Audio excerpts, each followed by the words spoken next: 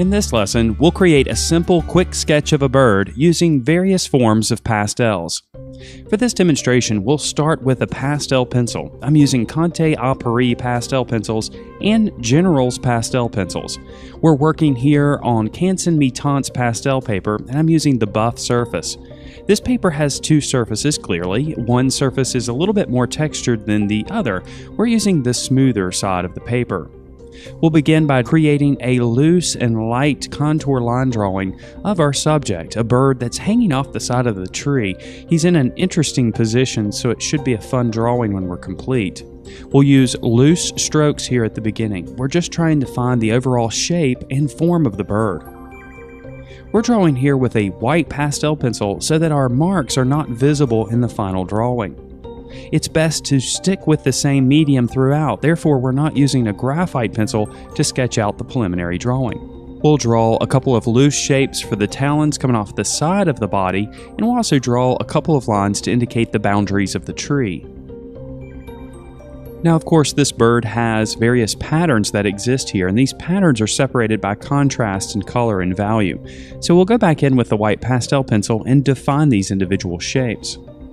That way, when we start adding color with the pastel, we don't have to really think about the shapes since we already have them in place. Now we'll switch over to a stick pastel and start adding our first location of color. This will be the color that's the underside of the bird, and we'll start with a very light orange color. This is almost a peach, or a color that some might refer to as a flesh tone. We'll apply it and work it in with our finger, and then we'll move on to our next color. We'll layer a bit of burnt sienna over the top of our light orange in various locations. We're pulling strokes in the direction of the form of the body. Basically, these strokes should flow in the same direction that the feathers would flow over the form of the body of the bird. I'm using Rembrandt stick pastels for this demonstration, although there's a variety of other brands out there that will definitely get the job done. Now we'll switch over to a dark brown. Now this may look like a dark gray initially, but it's actually a dark brown color. We'll apply this color in mainly the areas of shadow, but it will also indicate a few of the details of the feathers. Now you'll notice that this stick is quite a bit smaller. This is actually a hard pastel, and it's made by Prismacolor. These are referred to as Nu pastels. That's NU pastels. Now it's back with the pastel pencil, but instead we're going to be using a different brand. This is a General's pastel pencil, and you'll notice that it's quite a bit smaller. I like this brand of pencil because it allows me to sharpen the pencil to a super sharp point using a traditional pencil sharpener. We're using black here, and I'm just going in and making some of the values a bit darker. Black on its own is relatively strong, so it's usually a good idea to layer it over the top of the color, or have it as a base and layer a color over the top of it. As you can see here, I've switched back to a peach color. This is a Conte pastel pencil, and I'm pulling applications in the same direction that we've pulled them throughout this process. In this part of the process, we're blending some of the applications and adding some complexity to the color. Now with a sharpened white pastel pencil, we can go back and pull out some of the highlights. You'll notice that these strokes are short and sweet, and they're also creating the illusion of some smaller feathers. Once we have some of the contrast and value in place, that's when the feathers start to make sense and the texture on the form of the body of the bird starts to make sense as well. You can't expect to layer one color or even just a couple of colors and get the type of complexity that you need, even in a quick sketch like we're creating here. In this drawing, we'll want to play up the blue, which happens on the back of the bird, and the orange, which happens on the breast of the bird. For this reason, we'll use a couple of different oranges to try to bring out a little bit more of that orange color on the breast. Now we're ready to move on to adding the color on the back side of the bird, and of course, as I mentioned just now, it's going to be a blue color. We'll start with this primary blue and just cover the entire area of the upper portion of the bird initially. We won't blend this in with our finger, instead we'll go right to a lighter blue and start creating some of the highlights.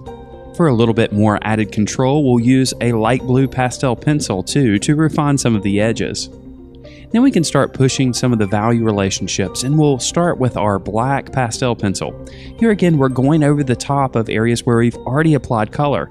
This will create the impression of a darker blue instead of a strong black. We'll use the black pastel pencil to create the impression of some of the feathers on the back of the bird. This will lead to the illusion of texture as well. Here again, we'll make directional strokes in the same direction that the feathers would grow. Now this bird has a dark band that extends from its back around its head towards the beak. We'll define this dark band using the black pastel pencil. Around the edges of this shape, we'll pull strokes upward and downward so that it creates a jagged edge. We don't want a real strong edge here. Instead, we want to look like the feathers continue from one colored section to the next. We'll also add a bit of orange just underneath this section. Now we can start addressing the details of the eye. Now in this particular case, there's a strong highlight that exists on the upper portion of the eye. We'll preserve this area initially and then fill in the bottom portion using the black pastel pencil. We can also clean up the edges around the outer edge of the eye and add a touch of the black pastel pencil in this location. We can also continue to pull some of the strokes upward into the blue section. And we'll do the same with the white pastel pencil as well. Sticking with the white pastel pencil, we'll define the strong white line that extends down the body of the bird just underneath the wing. And we can also define that large white area that happens underneath the black stripe. Since we've got some colors in place, they'll mix with the white, creating a more natural impression. And then it's back with the black pastel pencil, again defining the edges with strokes that overlap each section.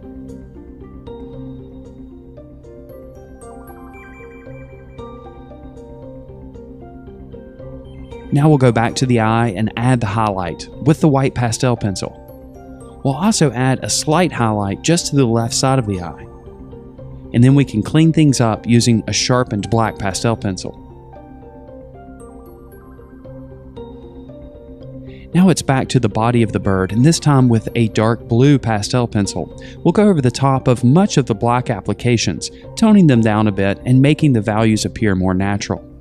On the bottom side of the bird, we need to make some of the values a little bit darker. This will help create the impression of light and the illusion of form. We'll make the shadow slightly larger on the underside of the bird. Now we'll address the details of the beak. We'll start with the dark shapes that we observe. We'll fill these in using the black pastel pencil. Then we'll switch over to a light blue pastel pencil and define some of the highlight areas. The beak, of course, is three-dimensional. It's the relationship of these light blue applications and the dark applications that ultimately leads to the illusion of three-dimensional form. We can strengthen some of the highlights with the white pastel pencil. And then we can redefine some of the transitions of value and make some of the values a bit darker with the black pastel pencil. Before continuing on, we'll make a few refinements to the body of the bird. Our bird is in somewhat of an awkward position. The front of its head is pointing towards the viewer. This creates some foreshortening, so we'll go over the top of some of the applications towards the back end of the bird and do some additional blending, muting some of the details. This will enhance this illusion that the front of the body of the bird comes towards the viewer. We'll also increase the contrast with a few additional highlights made with a white pastel. And then we can make a few last refinements using the black pastel pencil, including a few more marks of texture to indicate some feathers. Now we'll turn our attention for the moment to the talons of the bird. We'll start with a light blue pastel pencil and define some of the highlights. Then we'll add a bit of orange, again continuing with our theme of using contrasting colors, this time blue and orange. Then before we go too deeply with the details of the talons, we'll address the texture and the detail of the tree. We'll start with a dark brown application, and then over the top we'll add a warm light gray. We're making marks here that flow along the cross contours of the tree, so these are vertical marks for the most part. Then we'll blend them in with our finger, and then we'll start adding additional colors. We'll start here with a bit of raw sienna using a pastel pencil, and then quickly we'll switch over to a light gray. Since our tree is curved, we're going to have lighter values on either side of the tree and darker values closer to the center. So we'll concentrate our lighter values and tones that we add to either side of the tree. We'll add a bit of cream for some warmth, and we'll also use a bit of burnt sienna to incorporate our oranges. We'll use some light blue for some of the highlights as well, again sticking with our theme of using a complementary color scheme. And then we can go in with our black pastel pencil and start defining some of the darker values and pulling out some of the texture. As we begin increasing the contrast, we'll start to notice some of the texture and some of the details, but we want to be careful that we don't get too carried away. While we want some details to be visible on the tree, we want to make sure that they don't pull focus away from the star of the drawing, which of course is the bird. We'll add some lighter values here with a white pastel pencil, again increasing the contrast and pulling out additional details. We'll continue going back and forth with the white pastel and the black pastel pencil, progressively adding contrast and slowly building up some of the illusion of texture and detail. For the most part, the strokes that we make here flow in the direction of the tree, so these strokes are vertical in nature. Then, using a soft pastel, we'll make a few loose strokes to indicate some strong highlights.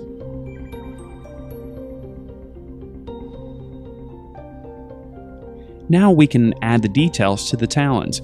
We'll start with a sharpened black pastel pencil. We'll define the shapes of darker value that happen on the shadowed side of each one of the talons.